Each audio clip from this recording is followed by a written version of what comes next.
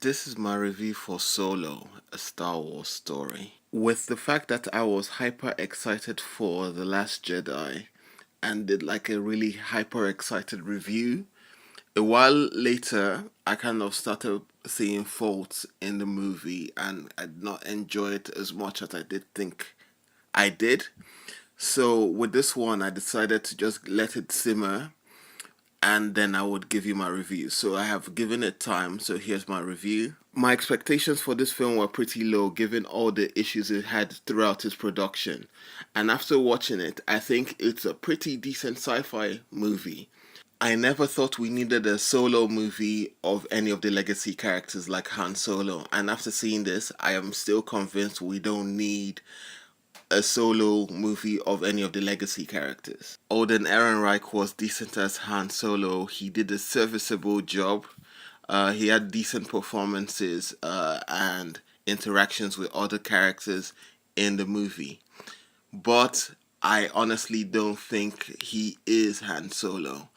He is nothing like the Harrison Ford Han Solo we have seen through the previous trilogy of films and even the new The Force Awakens. And as much as they tried to push him in that direction, it just kind of didn't feel earned. His relationship with the character played by Emilia Clarke felt like it went against everything we know of the character Han Solo.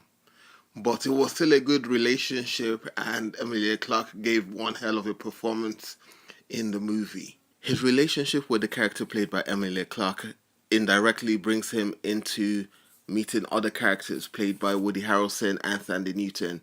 Both all of them have to work together to achieve a certain goal. Woody Harrelson kind of plays the mentor figure in the movie, and he does it quite well, to be honest. He also meets up with Chewbacca, and their relationship is built on that, and their relationship works quite well in the movie. The current runs of the Disney Star Wars movies are somewhat bogged down with identity politics.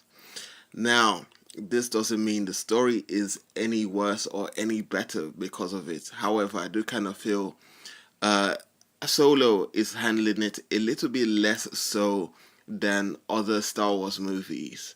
Oh, and also Paul Bettany is fantastic in this movie. It allows him to show us what he's really capable of doing as an actor. And Donald Glover is astonishing as Lando Calrissian. I mean, he has the look, he has the swagger, he has the voice of Lando. Whenever he speaks, you can hear Billy D. Williams' voice coming through.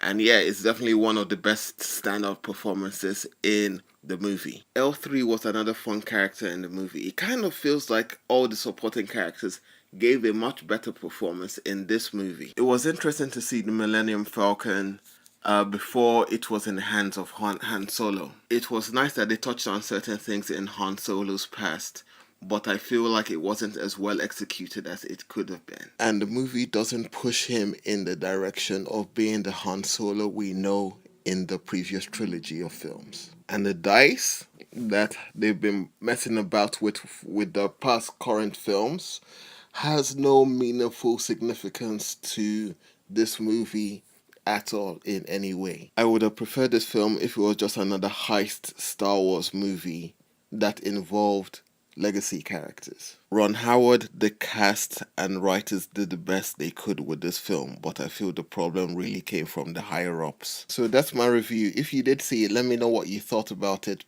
Thank you very much for watching. Like, thumbs up, and subscribe. Share as well.